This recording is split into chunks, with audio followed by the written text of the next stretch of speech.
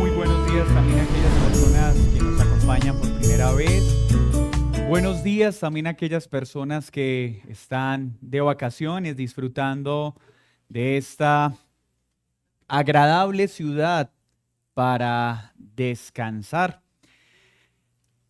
Esta época tiene varios desafíos y hay algunos entornos donde hombres doctos invierten bastante tiempo en ¿debemos celebrar la Navidad? ¿No debemos celebrarla?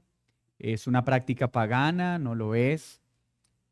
Pero más allá de invertir tiempo importante de la predicación en querer argumentar una cosa o la otra, esta época nos provee un escenario supremamente importante para poder pensar y hablar del centro de lo que se considera la Navidad, pero también del centro de la Escritura, y es nuestro glorioso Señor Jesucristo. Así que los invito a que aprovechemos muy bien esta época que es familiar, de descanso para algunos, como una gran oportunidad de hablar de Cristo, del Mesías, del Salvador, del Redentor. Es necesario también aclarar que como iglesia creemos por las Escrituras que Jesús no nació en esta época del año.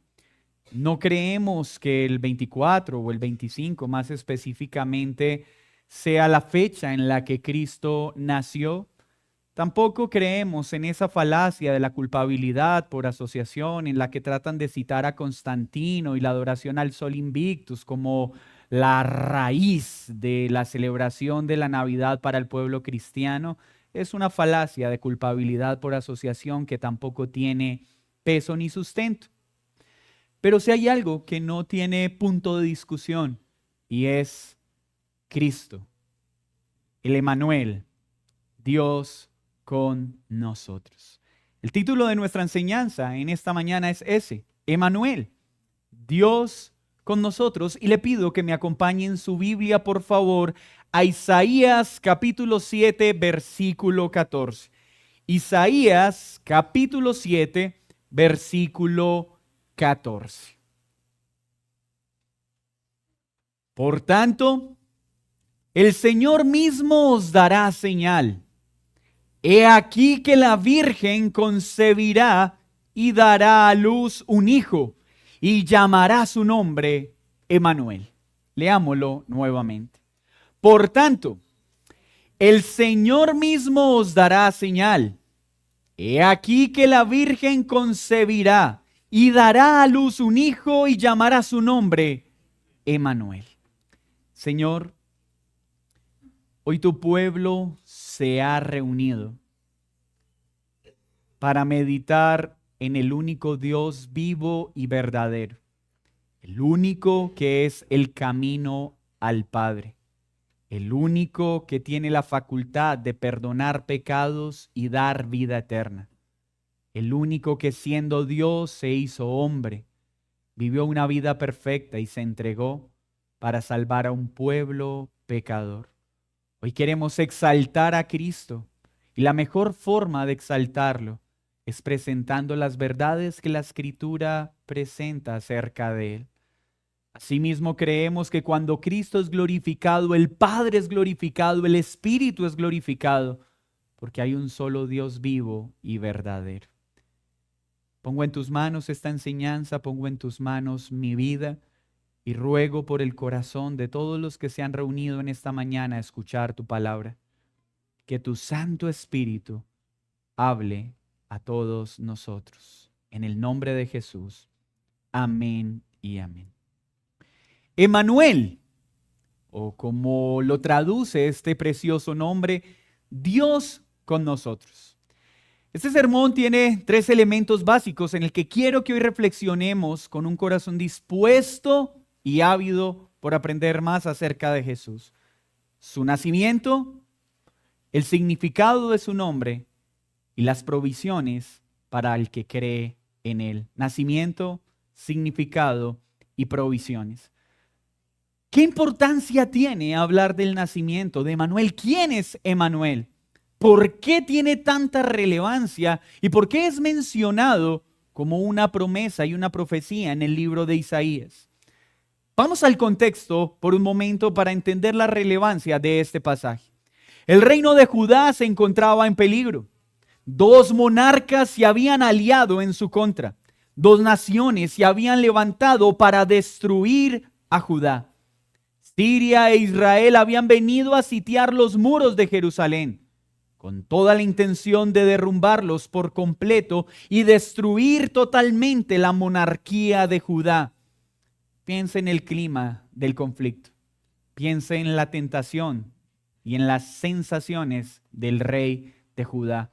Dos monarcas, hombres fuertes, ejércitos importantes. Piense en lo que esto representa para un rey cuyo trono está en riesgo frente al poder de dos monarcas que se levantan en su contra. Miedo, duda. No olvidemos que las consecuencias de un rey que era vencido era convertirse en esclavo de aquel rey que obtenía la victoria. Y no solo la esclavitud del rey, la esclavitud del pueblo.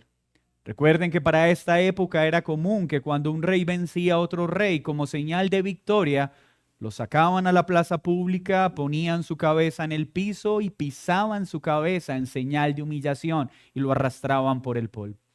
Algunos reyes eran sacados sus ojos como señal de humillación, a otros les eran cortadas las falanges de sus manos. En fin, el propósito era uno: humillar a este rey delante de los hombres. ¿Para qué?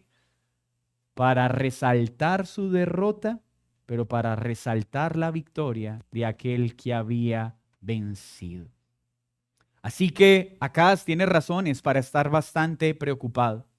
Y como suele suceder en muchos hombres en los momentos de dificultad, en lugar de poner su confianza en Dios, el rey sucumbió a poner su confianza en cosas diferentes a Dios. Dios llama entonces la atención a través del profeta Isaías. Dios expone que el rey tiene su confianza en algo diferente a Dios. Tenía su confianza en los hombres. Y Dios, viendo su incredulidad, llama al profeta Isaías para dar esta profecía, para dar esta promesa y decirle al rey: te daré una señal, un hijo que traerá esperanza al pueblo. Un hijo que lo librará del brazo de sus enemigos. Un hijo que cambiará la escasez por abundancia de leche y miel. Que cambiará las lágrimas en alegría. Este hijo se llamará Emanuel y habitará entre ustedes. Dios con nosotros. Algunos teólogos se han preguntado sobre el cumplimiento de esta profecía. ¿Ya se cumplió en los tiempos del rey Acaz? Y es sencillo concluir que las profecías generalmente tienen un cumplimiento parcial en el momento que se da, pero un cumplimiento perfecto en la persona de Cristo. Y esta profecía en particular tuvo un cumplimiento parcial, pero tiene su cumplimiento perfecto en la persona de Jesús. Sí, Emanuel, Dios con nosotros, es Jesucristo, el Mesías anunciado. Y esta profecía, aunque fue dada, no olvide el contexto: guerra, hambre, necesidad, persecución, se cumplió perfectamente en la persona de Jesús. Pero veamos entonces a qué se refiere el nacimiento de ese que sería concebido por una virgen. Ese que sería dado a luz. ¿Y por qué es importante cada una de las líneas que este pasaje contiene? Pensemos en el nacimiento, niños. Es importante hablar del nacimiento de Jesús, porque un día Dios, siendo Dios, estando completo en sí mismo, la segunda persona de la Trinidad, autosuficiente, excelso y glorioso, decidió tomar una naturaleza humana débil, frágil, expuesta al sufrimiento y al dolor. Este nacimiento de una virgen es importante porque marcaría que Dios es omnipotente, que Dios es poderoso para cumplir lo que promete, aun cuando tenga que vencer una ley natural de manera sobrenatural. ¿Y puede un hombre nacer de una virgen? ¿Puede una virgen concebir a un hijo? Las leyes naturales responden con facilidad: no es posible, pero para Dios sí. Así que esta profecía mostraba un suceso que no podría ser refutado, que no podría ser negado por los hombres una vez sucediera. Y ese sería el sello del Emanuel, alguien que nacería por una obra sobrenatural de Dios, no por esfuerzo o mérito humano. Así que es necesario entonces confirmar. Por eso María dio a luz a un hijo mientras era mujer virgen, porque así había sido profetizado. ¿Y cómo sucedió esto? Quiere decir entonces que María no se había unido a su esposo cuando quedó en embarazo, y no quedó en embarazo por unión a otro hombre, sino por la operación del Espíritu Santo en el vientre de ella, para mostrar su poder, pero para sellar a ese varón con el título del Emanuel. Cristo entonces es ese Emanuel que cumplió la profecía dada por Isaías. Pero ese nacimiento también enmarca un aspecto importante de Emanuel. Su naturaleza humana se unió a la naturaleza divina que había existido eternamente. No es que Cristo fue traído a existencia al nacer de María. Cristo es eterno, y lo que sucedió en el cumplimiento de esa profecía es que Dios tomó una naturaleza humana para habitar entre aquellos que vendría a salvar. Así pues, el cumplimiento de esta profecía garantizaba un Salvador que es totalmente Dios y totalmente hombre, pero sin pecado, porque fue concebido por el Espíritu Santo. Pero el cumplimiento de esta profecía anunciaba algo: aquel que naciera de una virgen, aquel que siendo Dios tomara una naturaleza humana, este llevaría otro título: el Hijo de Dios, a través del cual vendría perdón y salvación a los hombres. Pero es importante ver algo en este nacimiento. ¿Cuál es el sujeto principal de esta profecía? ¿La Virgen o el Hijo? La profecía y la gramática daría una respuesta sencilla. Isaías no está invitando a los hombres a que miren el esplendor de la Virgen que concebiría al Hijo. No, el profeta está llamando a mirar al Hijo que sería concebido por una virgen, y el orden sí importa. Porque el centro de nuestra fe no está en las cualidades de la Virgen que dio a luz al Hijo, sino en las cualidades del Hijo que fue concebido por la Virgen. Porque aquel que traería salvación en medio de la guerra, aquel que traería paz y libertad de los enemigos, era el centro de esta profecía. Porque es Él quien salvaría, es Él quien perdonaría, no el instrumento que Dios usó para darle una naturaleza humana. Mis hermanos, ¿y por qué es importante citar esto? Esta es una época en la que también suelen preguntarnos: ¿pero qué tienen en contra de la Virgen María? La respuesta es sencilla: nosotros no tenemos nada en contra de la Virgen María. De lo que estamos en contra es de que se le atribuyan a la Virgen María aspectos que la Biblia no le atribuye. ¿Cómo se vio ella misma? Dejemos que ella nos hable de ella misma. Si tú quieres tener una idea correcta de María, Deja que ella misma te cuente quién es y el papel que tuvo en la obra del Mesías. Vamos a Lucas 1:46. Lucas 1:46.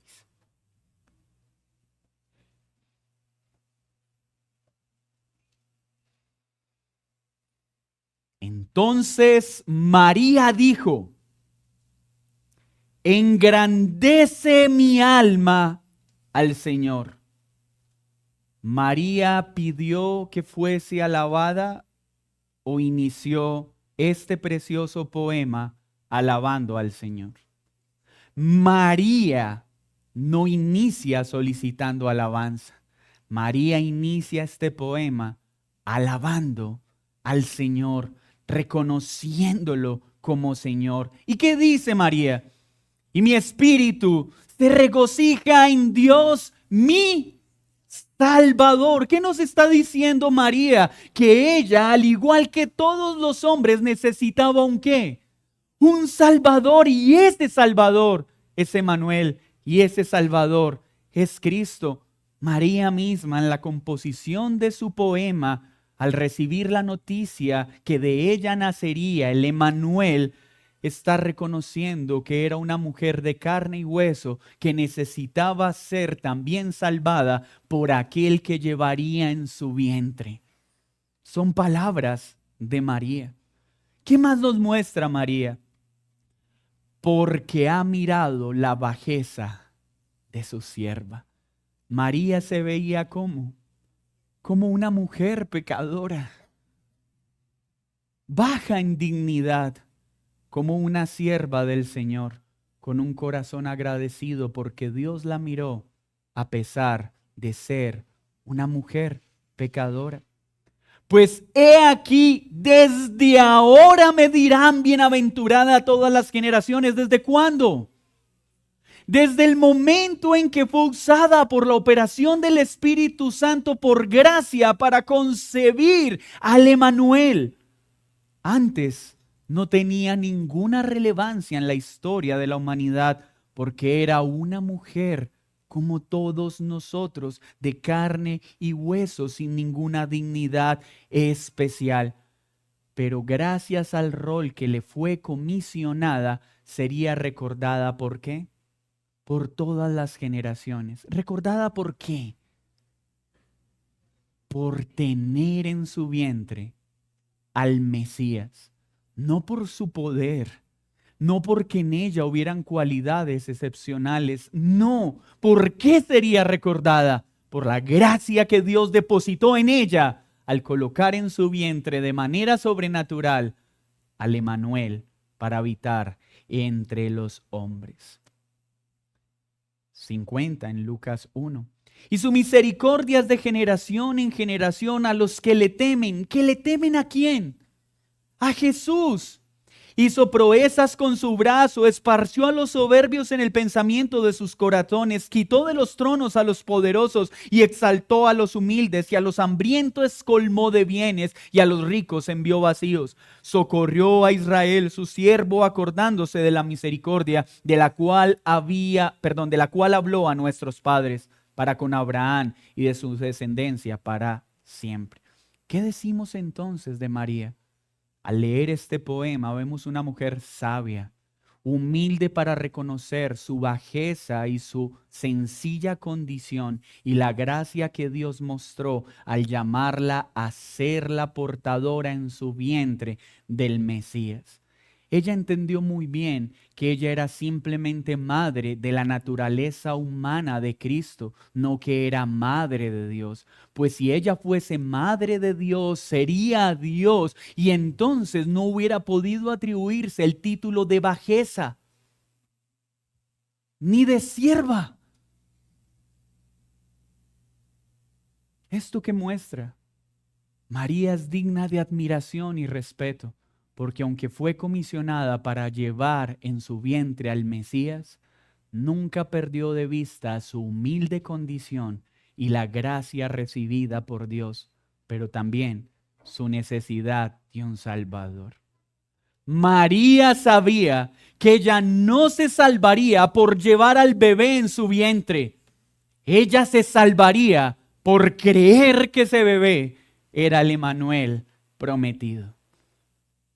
No tenemos nada contra María, pero no podemos creer algo diferente a lo que dice la Escritura. Y así entonces seguimos viajando en la profecía de Isaías, un nacimiento virginal que exalta la gloria del bebé que nació de una virgen, no a la virgen que lo concibió.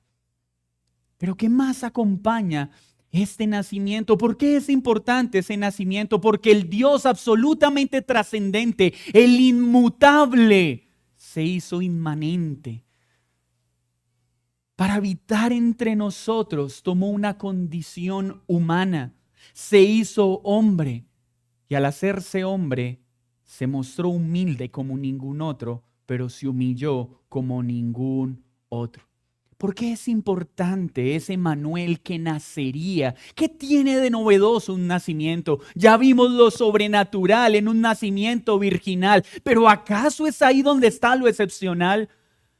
Lo excepcional de ese nacimiento es que nos está diciendo que Dios vino a buscar al hombre y no se quedó esperando a que el hombre lo buscara a él.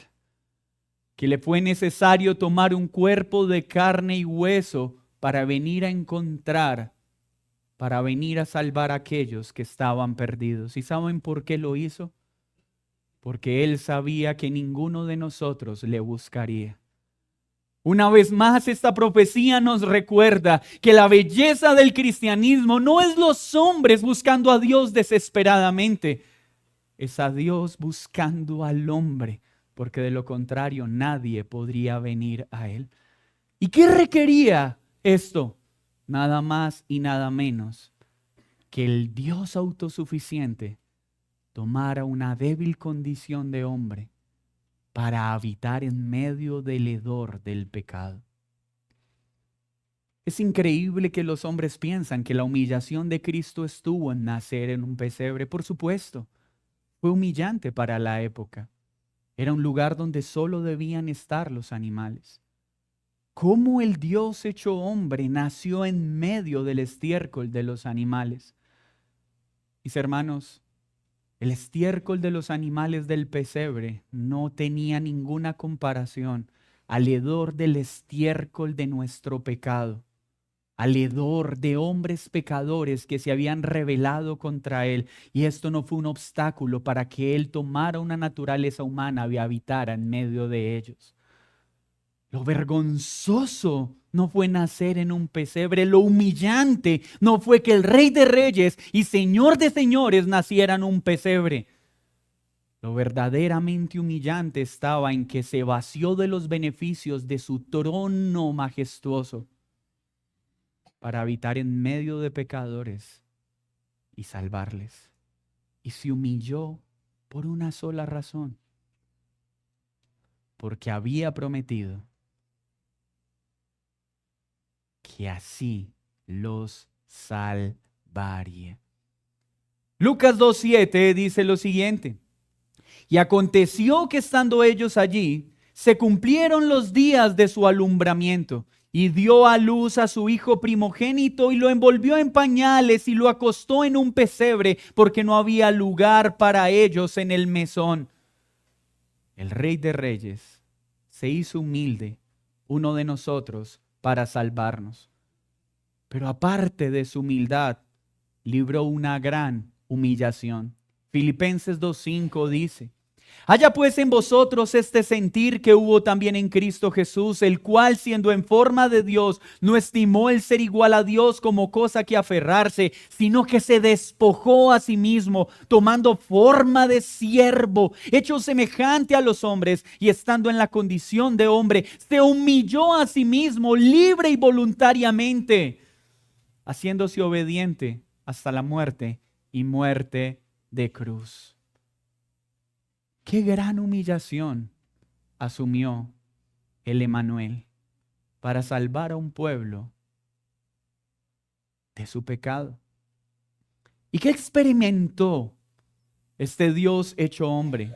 Tomando una naturaleza humana, padeció escasez, padeció hambre, cansancio, traición, rechazo, burlas, fue tratado injustamente, nacido en condiciones precarias, no en riqueza, no en opulencia.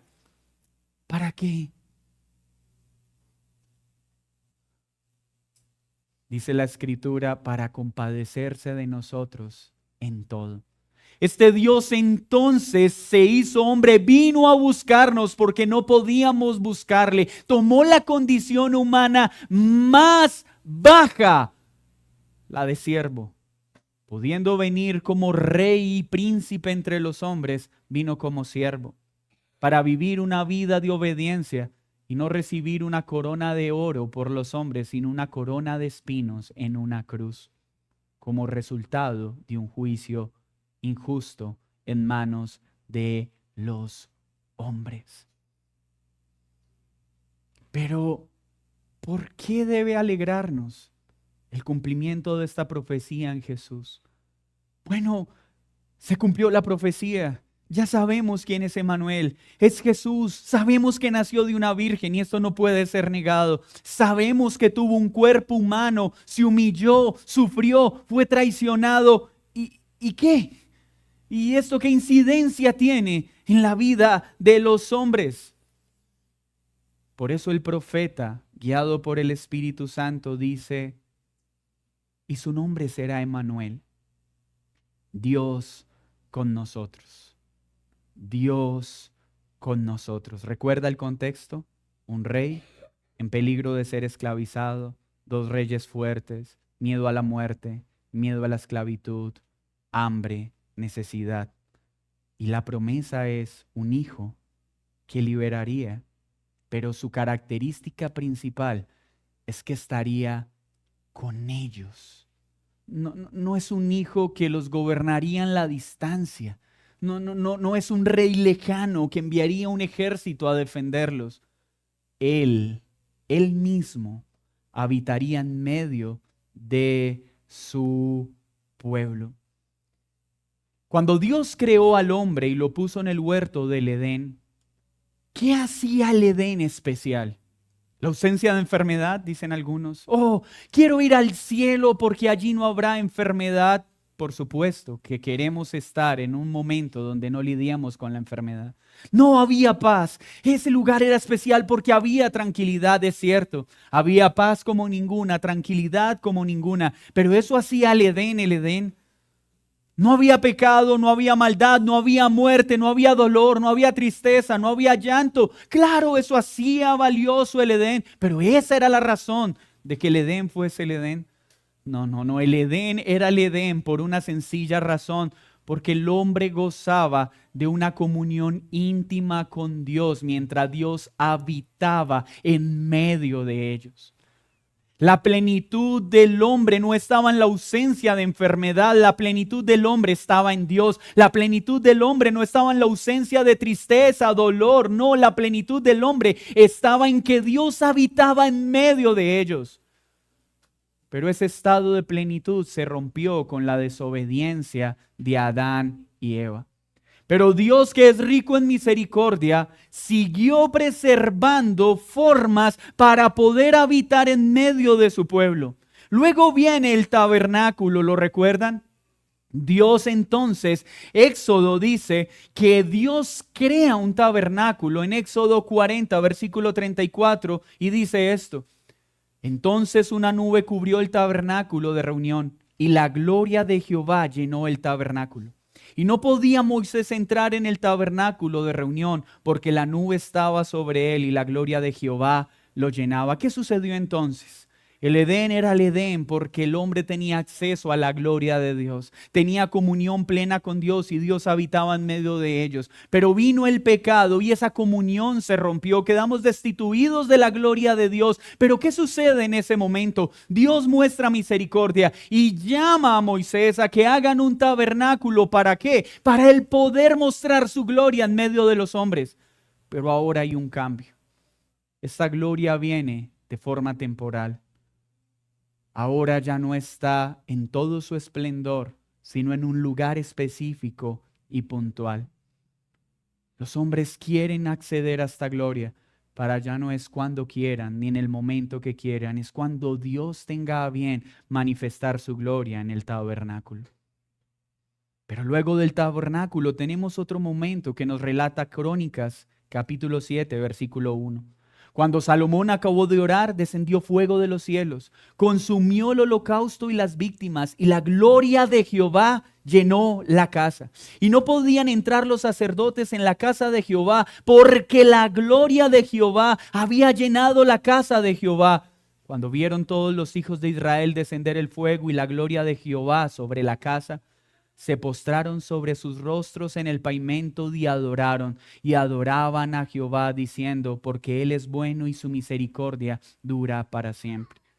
Dios entonces sigue manifestando su gloria, porque desde el comienzo su deseo es habitar en medio de su pueblo, en medio de los hombres.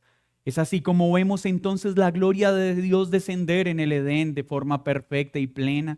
Luego vemos después del pecado y la caída, ver esta gloria descender en el tabernáculo de manera temporal y limitada. Luego lo vemos en el templo de Salomón, descender esa gloria en todo su esplendor. Pero por causa del pecado del hombre, en lugar de maravillarse y disfrutar de ella, se llenaba de temor y pavor por una razón, por el pecado que había en ellos. Pues siendo pecadores, al entrar a dicha gloria, solo habría una cosa: muerte. Porque Dios es santo. ¿Y qué tiene que ver esto con Emmanuel? Sigamos el hilo. La gloria de Dios habitando en medio de los hombres. Pero, ¿por qué debemos alegrarnos con Emmanuel? Acompáñeme a Apocalipsis, capítulo 21, versículo 3. Apocalipsis 21, 3.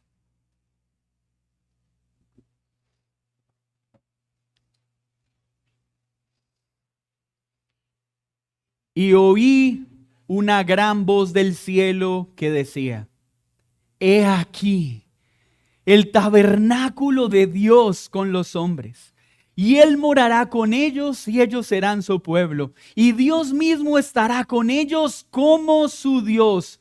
Enjugará Dios toda lágrima de los ojos de ellos, y ya no habrá muerte, ni habrá más llanto, ni clamor, ni dolor, porque las primeras cosas pasaron. ¿Qué nos está diciendo entonces este texto? Que la profecía dada por Isaías apuntaba a que nacería un hijo de la Virgen, en el cual estaría toda la gloria de Dios, ya no limitada como en el tabernáculo, ya no limitada como en el templo de Salomón. Ahora descendería una vez más para habitar entre los hombres y traer la libertad, traer la plenitud que fue perdida en el huerto del Edén. Por eso Juan capítulo 1 versículo 14 dice: y aquel verbo fue hecho carne y habitó entre nosotros. Ese habitó podría traducirse y tabernaculizó entre nosotros. Es decir, el tabernáculo habitó entre nosotros. Cristo, el Emmanuel, es el tabernáculo prometido que se habla en Apocalipsis, en el cual el hombre podría acceder a la gloria de Dios que se perdió en la caída del huerto y a la cual accedemos por la fe. Y ya no con el terror que sentían los hombres al entrar al tabernáculo, ya no con el terror que sentían los hombres al entrar al templo de Salomón, ahora con la plenitud de que en Cristo tenemos acceso a la gloria de Dios, ya no con miedo, sino con gozo, porque ahora Emmanuel, que es Cristo, habita entre nosotros. Hebreos 9:11 dice: pero estando ya presente Cristo, sumo sacerdote de los bienes venideros, por el más amplio y perfecto tabernáculo, no hecho de manos, es decir, no de esta creación. Segunda de Colosenses 2:9. Porque en Él habita corporalmente toda la plenitud de la deidad. Mis hermanos, ruego al Señor pueda estar siendo claro en explicar esta preciosa verdad. Hoy en Cristo tenemos acceso a la gloria de Dios, gloria de la cual disfrutaron Adán y Eva, gloria de la cual disfrutaban los hombres en el tabernáculo, gloria de la cual disfrutaban en el templo de Salomón, pero ya no de una forma parcial, ahora de una forma perfecta. Y será disfrutado en todo su esplendor y plenitud cuando regrese por segunda vez. Pero quiere decir esto entonces que es un hecho que quedó en el pasado. ¿Cristo vino a habitar entre nosotros? No, esto es un eterno presente. Hoy Emmanuel sigue habitando entre nosotros. Cristo está entre nosotros a través del Consolador, por medio de su Santo Espíritu. ¿Qué importancia entonces tiene su nacimiento y que sea el poseedor de su gloria? ¿Cuáles son las provisiones que este precioso Emmanuel tiene para nosotros? Mis hermanos, Acaz recibió esta profecía para traer esperanza en medio de una cercana derrota de sus enemigos.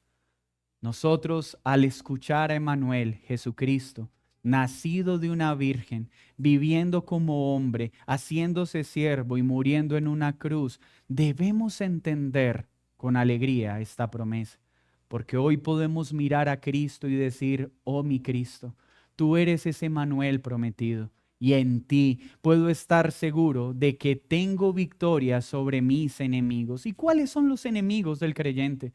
No es una quiebra, no es una enfermedad, no es un problema matrimonial. Nuestros enemigos en la Escritura están claramente definidos: Satanás, el mundo y el peor de ellos, nuestra propia carne. Pero cuando miramos a Cristo como Emmanuel, podemos saber entonces que al acceder a Él mediante la fe, no tememos cuántos reyes se levantan en nuestra contra, porque Cristo ya los venció a todos ellos en la cruz. Porque Cristo ya venció y humilló y exhibió públicamente a Satanás y todo su séquito de servidores. Pero también miramos a la cruz y sabemos que Manuel habita entre nosotros, entre aquellos que han puesto su fe en Él y acceden a la victoria que Él da sobre nuestra propia carne. Ya no somos esclavos de los deseos de nuestra carne. Aquel que verdaderamente se acerca a Cristo mediante la fe, se acerca a Emmanuel, es librado de la esclavitud que trae la carne. Así que si tú hoy sigues siendo esclavo de pasiones contrarias a la Escritura, así que si tú hoy sigues siendo esclavo de cosas que sabes que son contrarias a Dios y llevas mucho tiempo caminando y militando en entornos religiosos, pero sigues siendo un esclavo, es por una razón: porque aún Emmanuel no habita en ti, porque has escuchado de Emmanuel, pero no disfrutas del poder de Emmanuel habitando en tu vida, porque todo aquel que tiene a Emmanuel, a Dios con nosotros, es librado del poder del pecado, es librado del poder de la muerte, es librado de la condenación eterna. Todo aquel que cree en Cristo, el Emmanuel prometido, tiene la certeza entonces de ser librado de sus enemigos, de tener la provisión necesaria y su sustento en medio de este mundo caído y de poder disfrutar de esa paz perfecta que Él da, porque ese Emmanuel es príncipe de paz, consejero admirable. En Emmanuel, Dios hecho hombre, habitando entre nosotros, habitando entre su pueblo, al cual accedemos mediante la fe, tenemos seguridad de protección, seguridad de libertad, seguridad de paz y seguridad de provisión. No nos pongamos a pelear si la Navidad es una cosa o es la otra. Que cuando se mencione Cristo podamos decir: sí, hablemos de mi Emmanuel. Hablemos de Dios hecho hombre, habitando entre los pecadores para dar su vida en rescate de muchos. ¿Y cómo accedemos entonces a este Emmanuel? No es con sacrificios, no es con obras, es mediante la fe. Es mediante la fe. ¿Cuál fe? La misma fe de la Virgen que lo concibió. La misma fe expresada por María, de poder mirar al Mesías, a Emmanuel, y decirle: oh Señor, en mí solo hay bajeza y pecado, pero apelo a tus misericordias. Me acerco a ti porque hay un título que te acompaña y eres Salvador. Perdona a este pecador, pero líbrame de la esclavitud del pecado. Líbrame de la esclavitud de Satanás y líbrame de la esclavitud que trae el mundo. Mis hermanos, aquel que cree en Cristo puede decir: Dios está conmigo, Dios con nosotros, y puede decir: Dios es mi posesión y soy su posesión. Él es mío y yo soy suyo. Y entonces, al entender las implicaciones de su nombre, puedo unirme a Pablo y decir: si Dios está conmigo, ¿quién contra mí? Si Dios está conmigo, Satanás ya no puede usar mis pecados para apartarme de los nuevos cielos y de la nueva tierra. Si Dios está conmigo, si el Emmanuel está conmigo, el mundo no podrá mantenerme esclavo, alejado de las provisiones eternas de mi Salvador. Si Emmanuel está conmigo, Dios conmigo a través de Cristo, mi carne no podrá separarme de su amor. Porque si Dios está conmigo, ¿quién contra mí? ¿Y cómo tenemos a Dios caminando con nosotros? Al creer en Cristo, el Emmanuel, el que perdona los pecados. ¿Qué nos trae esto entonces? ¿Cuáles son las provisiones de este nombre? Primero, vemos un Dios que cumple sus promesas y cumple su palabra, que es omnipotente y es poderoso para hacer posible lo imposible. Segundo, tenemos la seguridad de un Dios que no es lejano, sino cercano, que siendo Dios se hizo hombre, no solo para habitar entre nosotros, sino para morir y salvar a un pueblo.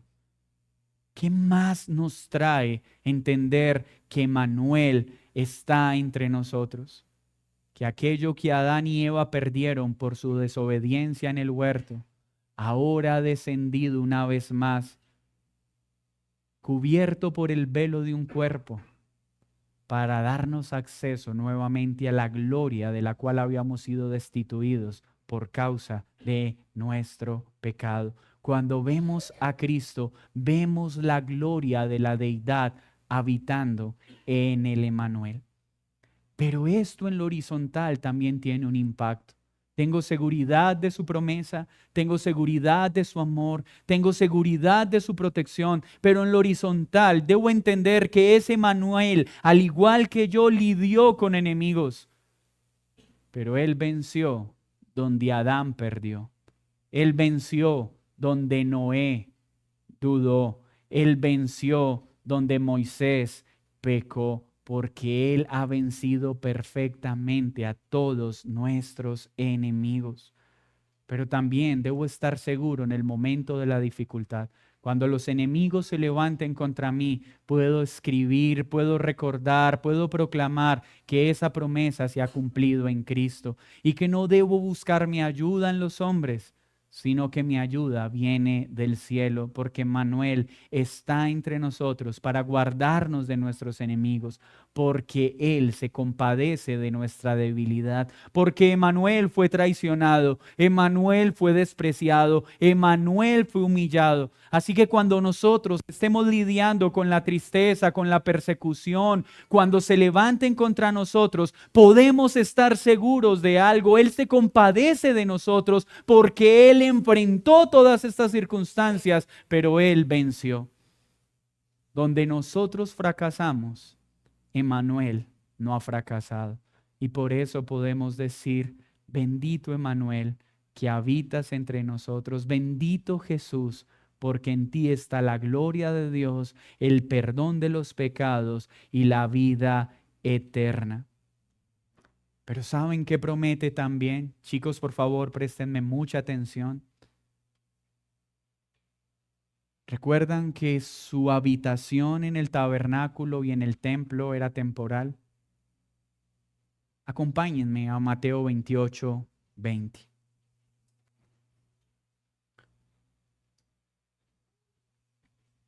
Mateo 28, versículo 20. Enseñándoles que guarden todas las cosas que os he mandado, el Emmanuel, y he aquí, yo estoy con vosotros todos los días hasta el fin del mundo. La presencia de Cristo para aquel que cree no es temporal, no es ocasional, es perpetuo. Habrán momentos en que te sientas solo, pero cuando eso pase, recuerda que lo que tienes averiado es tu capacidad de percibir la realidad, no la realidad alterada. Porque la realidad es que Manuel siempre estará con aquel que ha creído en él. Hasta el fin estará con nosotros.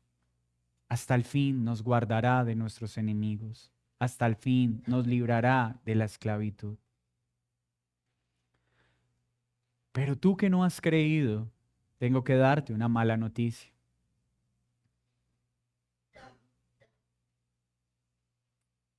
Estos beneficios no están a tu alcance.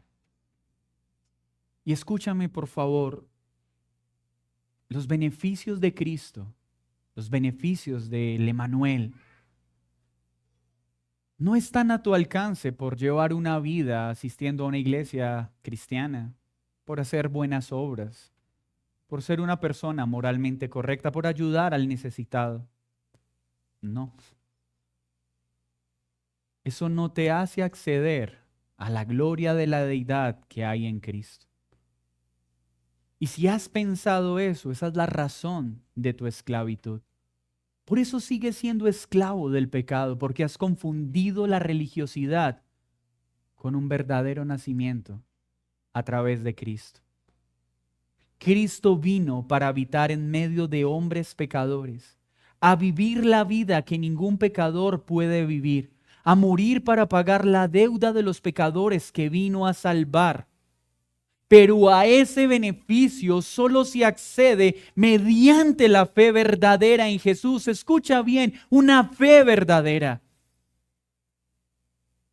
Cuando te acercas a Él reconociendo que solo mereces una cosa, toda su ira.